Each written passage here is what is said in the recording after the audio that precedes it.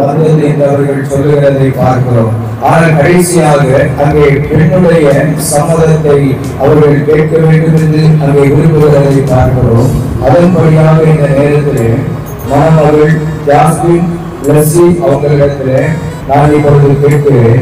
இப்பொழுது உங்கள் முன்னாலே இருக்கிறதான அந்த சகோதரர் ராஜமோகன் அவர்களை உங்கள் வாழ்க்கை துணைவனாக ஏற்றுக்கொள்ள நீங்கள் சம்மதிக்கிறீர்களா?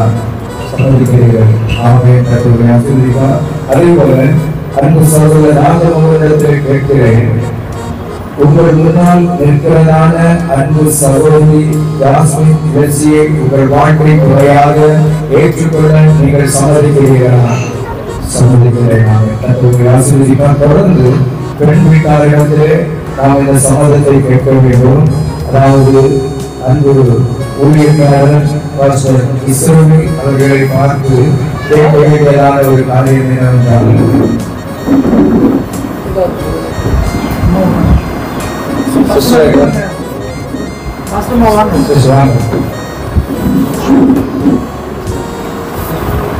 நான் கேட்கிறேன். அதாவது இருக்கிறதான சகோதரர் ராஜமோகன் அவர்களை நீங்கள் உங்கள் மருமகனாக ஏற்று உங்கள் மகளை அவருக்கு திருமணம் செய்து கொடுக்க நீங்கள் சம்மதிக்கிறேன். அதே போல இப்பொழுது சகோதரன் ராஜமோகன் அவர்களுடைய அம்மா அவர்கள் கர்த்தருக்குள் நித்திரை அடைந்திருக்கிறார்கள். அதே போல அவங்களுடைய தகப்பனார் உடல்நிலை சரியில்லாம மருத்துவமனையில இருக்கிறாங்க. அதனால அவங்க சார்பில் இப்போ சகோதரர் ராஜமோகனுடைய அண்ணன் ராஜன் இந்த இடத்துல நிற்கிறார்கள். அவர்களிடத்துல நான் இப்பொழுது கேட்கிறேன். அந்த சகோதரன் ராஜமோகனை பார்த்து நான் கேட்கிறதான கேள்வி என்னவென்றால், பாஸ்டர் இஸ்ரவேல் அவர்களுடைய மகள் ஜாஸ்மின் லெஸ்லி என்கிறதான சகோதரியை உங்கள் தம்பி ராஜமோகனுக்கு எடுப்பதற்கு உங்களுக்கு பரிபூரண சம்மதம் இருக்கிறதா? சம்மதம் இருக்கிறதா? ஸ்தோத்திரம். இந்த நேரத்தில் நம்ம ஜெபம் பண்ணுவோம். ஜெபம் பண்ணி விட்டு நம்ம இப்பொழுது இந்த பைபிள் மாற்றி நிகழ்ச்சியை நம்ம நடத்துகிறோம். அப்போ நம்ம ஏன் பைபிளை மாற்றுகிறோம் என்றால், நம்ம ஏற்கனவே வாட்ச் தான் கொண்டு வந்திருக்கிறோம். வாட்சை அங்கே இந்த பக்கம் நம்ம மாற்றும் போது அது உலக பிரகாரமான மக்கள் மோதிரத்தை அங்கே எங்கே மாற்றுகிறது மாதிரி இருக்கும். அதனால நம்ம வேத புத்தகத்தை மாற்றும் போது, அதுதான் நமக்கு தந்திருக்கிறதான சட்ட புத்தகம். இந்த சட்ட புத்தகத்தை நம்ம மாற்றினா இவங்க வாழ்வில் என்னைக்குமே என்ன இருக்கும்? இந்த வசனம், இந்த சட்டம் அவங்களோட பேசும் மாறி மாறி. ஆகவே இந்த சட்ட புத்தகத்தை நம்ம மாறி மாறி நம்ம மாற்ற போகிறோம். அதற்கு முன்பதாக ஒரு சிறிய ஜெபத்தை பண்ணிவிட்டு இந்த நிகழ்ச்சிக்குள்ளாக நம்ம பிரவேசிப்போம். கர்த்தர் நம்மை பலப்படுத்துவார். ஸ்தோத்திரம் ஆண்டவரே, மை துதிக்கிறேனப்பா. ஒருவராய் பெரிய அதிசயங்களை செய்கிற எங்கள் தேவனாகிய கர்த்தருடைய கிருபை உள்ள கரத்தில் எங்களை தாழ்த்தி அர்ப்பணிக்கிறோம். இந்த நேரத்திலே கர்த்தாவே, இந்த திருமண நிச்சயதார்த்த நிகழ்ச்சியில என் தேவனாகிய கர்த்தர் எங்கள் மத்தியில் இறங்கி வந்திருக்கிற கிருபைக்காக உமக்கு ஸ்தோத்திரம். தேவனே, இப்பொழுது பாவனுடைய பிள்ளைகள் அதனுடைய வேத புத்தகமாகிய அந்த சட்ட புத்தகத்தை அன்பு சகோதரர் ராஜமோகனும் அன்பு சகோதரி லெஸ்லியுமாய் ஆண்டவரை மாற்றி ஆண்டவரை உங்களுடைய உடன்படிக்கையை ஆண்டவர்கள் நிறைவேற்றியிருக்கிறார்கள். என் தேவனாகிய கர்த்தர் இந்த நிகழ்வுகளிலே கர்த்தருடைய கிருபை கூட இருக்கும். தொடர்ந்து கர்த்தர் பலப்படுத்தும், ஆசீர்வதியும். இயேசுவின் நாமத்தில் ஆமென். சிஸ்டர் பைபிள் வைக்கல வைங்க. முதல்ல ராஜமோகன் அந்த பைபிள் வைக்க.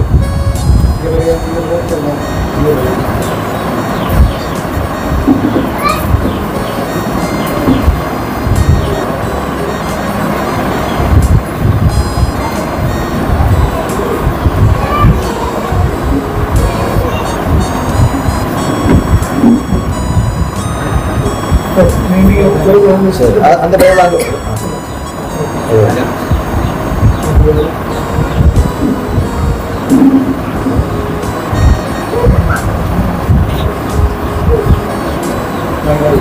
சரி. இனி வாட்சை மாறி மாறி கையில கொடுத்தா போதும். இந்த வாட்சை எங்க கொடுக்கும்.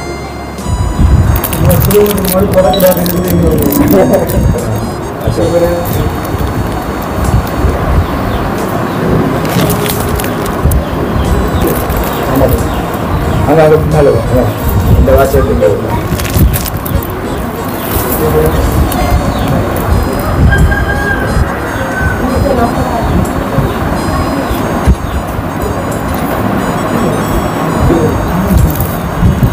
கர்த்தருடைய பரிசுத்த நாமம் மகிமைப்படுவதாக. தொடர்ந்து நடக்கப் போகிறதான நிகழ்வுகளை பெண் வீட்டின் சார்பாக கோவிலுக்கு தங்களுடைய ஊழியத்தை செய்வது கட்டுப்பாட்டிலே நீங்கள் காரியை அர்ப்பணித்து அவர்களுக்கு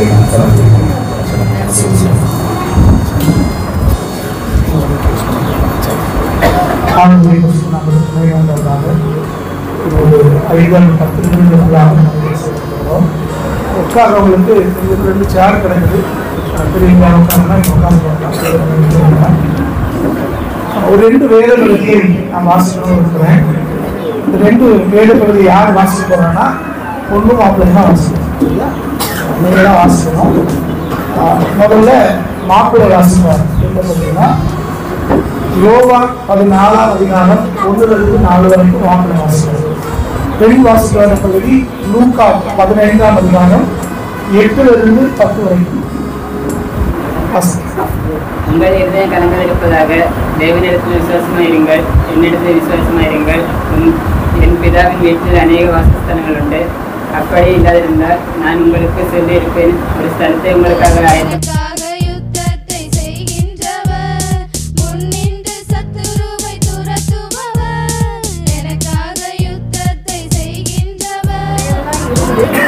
காணாமல் போனால் விளக்கை கொளுத்தி வீட்டை பெருக்கி அதை கண்டுபிடிக்கிற வரைக்கும் ஜாக்கிரதையாய் தேடாமல் இருப்பாளோ? கண்டுபிடித்த பின்பு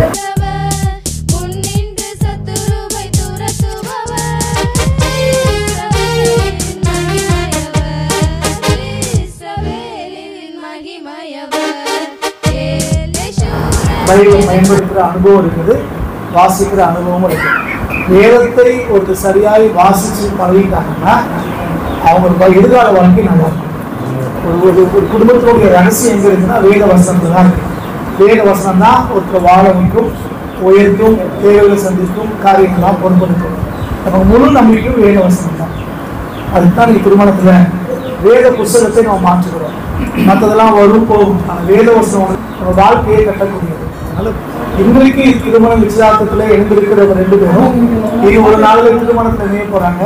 அதுக்கப்புறம் குடும்பமாய் மாற போகிறாங்க. அப்ப இவர்களுக்கு இந்த வேத வசனம் தான் அடித்தளமாக இருக்குமானால் இவங்க எதிர்காலம் ஆசிரியப்பட்டது. சரி, ஒரு சில வார்த்தைகளை இந்த வேதத்திலிருந்து ஞாபகப்படுத்தி நான் ஜெபித்து நிறைவு செய்ய விரும்புகிறேன். முதல்ல இந்த நிச்சயதார்த்த ஆராதனை அப்படின்னு நம்ம சொல்றோம். இந்த திருமண நிச்சயதார்த்த ஆராதனை என்பது வேதத்திலே சொல்லப்பட்டிருக்கிற ஒரு காரியம். பைபிள் சொல்லுங்க ஒரு பகுதி நம்ம எல்லாருக்கும் நல்லா தெரியும். பரிசுத்த லூக்கா எழுதின சுவிசேஷ புஸ்தகத்திலே அங்கே ஆண்டவர் பிறப்பதற்கு முன்பாக மரியாதை குறித்து, அந்த ஆண்டவருடைய தாயாரின் மரியாதை குறித்து அந்த வேத வசனம் சொல்லி வாசிக்கிறோம். அந்த லூக்கா 1ஆம் அதிகாரம் 26வது வசனத்திலே நம்ம வாசித்தோம் அப்படின்னா, யோசேப்பு என்ற நாமமுள்ள ஒரு மனுஷனுக்கு, ஒரு புருஷனுக்கு நியமிக்கப்பட்டு இருந்த மரியாதையில் அப்படின்னு வாசிக்கிறோம். அப்ப இந்த நியமனம் நிச்சயதார்த்தம் என்பது வேதபூர்வமான ஒரு காரியம். இந்த கிறிஸ்தவ வட்டாரங்கள்ல பலவிதமான சடங்காச்சாரங்கள் வந்திருக்கிறது.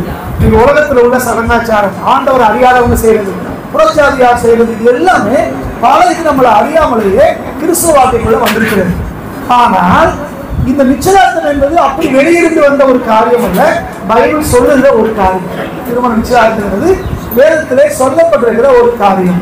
சில மாசங்களுக்கு முன்னால எங்களுடைய கோவில்பட்டி சபையில இருந்து ஒரு பையனுக்கு ஒரு பெண் பார்த்தாங்க.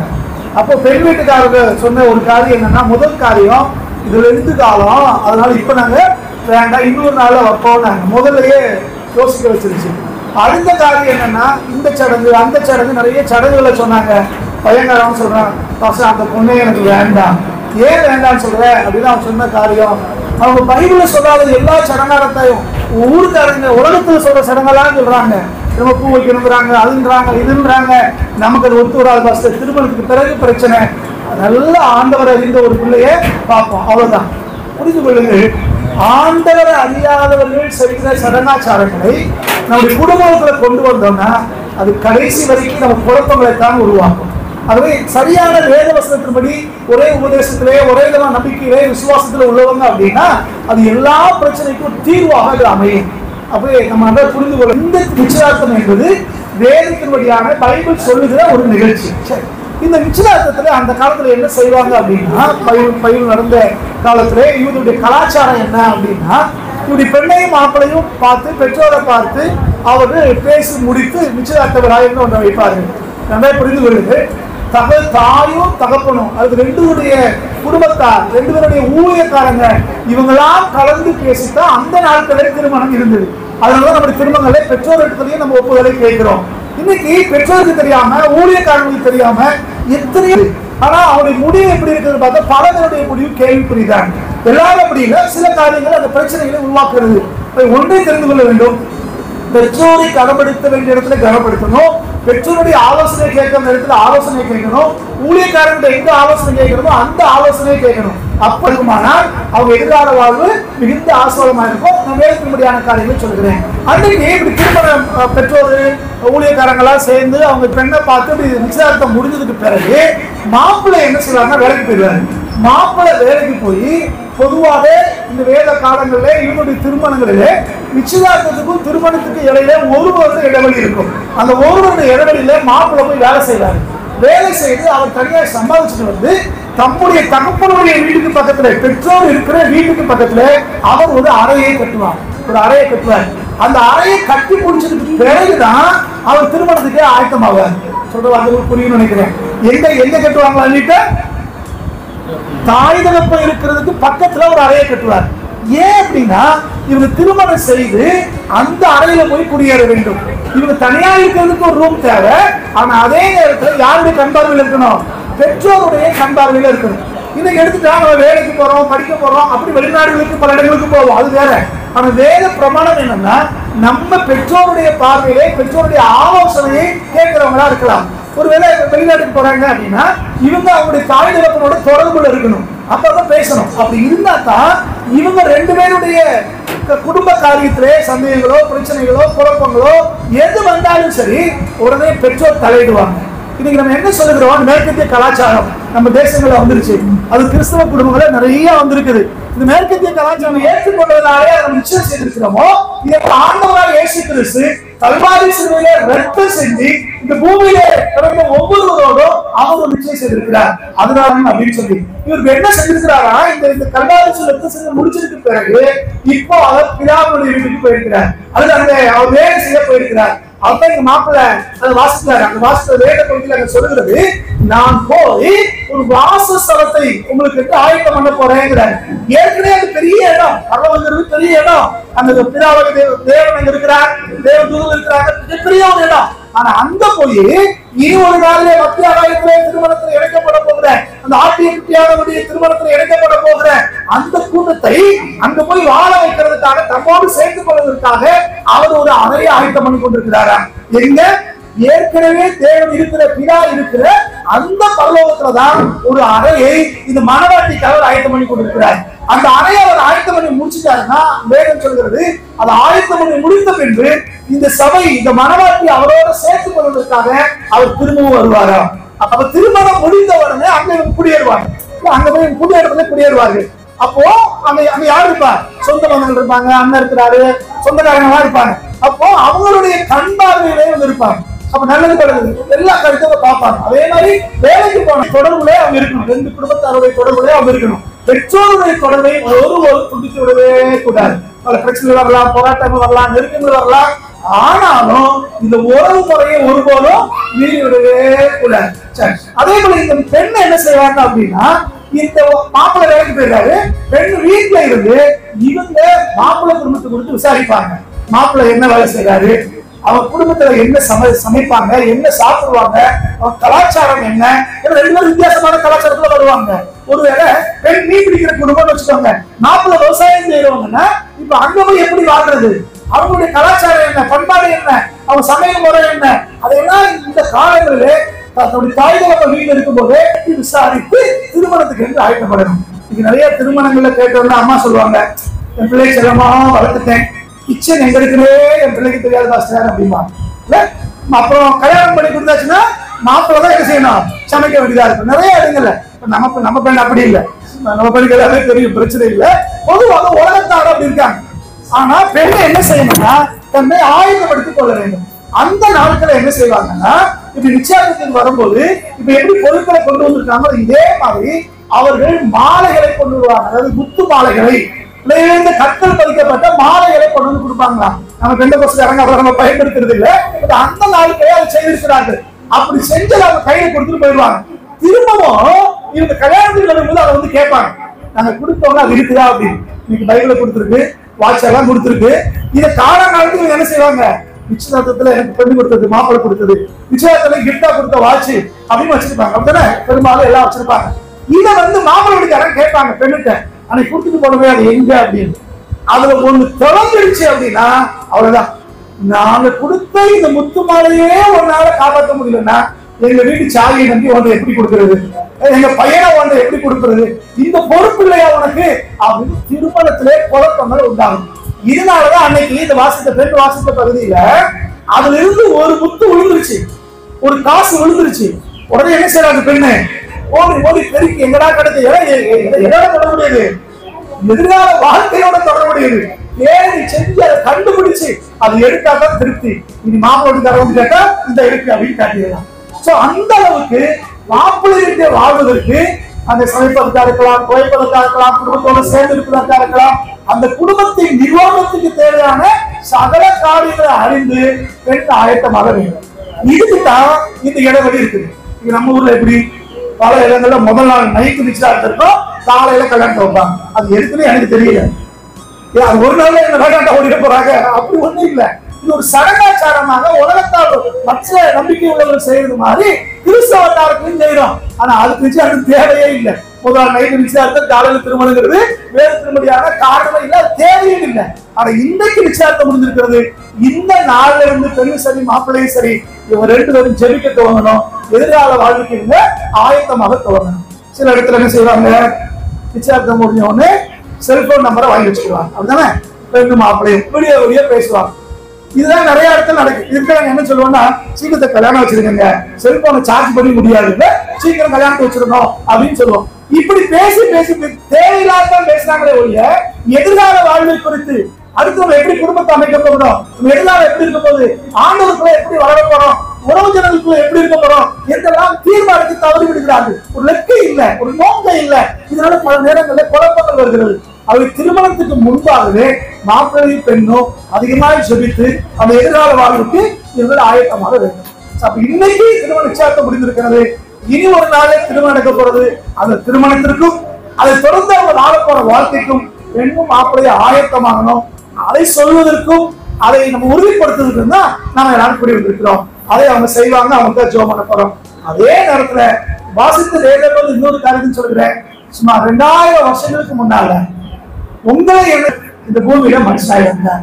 வந்து இன்னைக்கு மாப்பிள்ளையும் பெண்ணும் உறுதி செய்து கொண்டது போல அவர் நம்மளோடு உறுதி செய்து போயிருக்கிறார். ரத்தத்தை சிந்தி நம்மளை அவருக்கு கிரையமாய் கொண்டிருக்கிறார். அவரு நம்ம நிச்சயார்த்தம் செய்திருக்கிறார். அந்த இயேசு திரும்ப மீண்டுமா ஒரு முறை வரப்போகிறார். எப்ப வருவார்? அட்ட மாப்பிள்ளை வாசார் மேல அறைய ஆயத்தம் பண்ணதுக்கு பின்னால, தகப்பன் வீடு பக்கத்துல அறைய ஆயத்தம் பண்ணதுக்கு பின்னால யூத முறைமையின்படி அவர் திரும்ப வருவார்.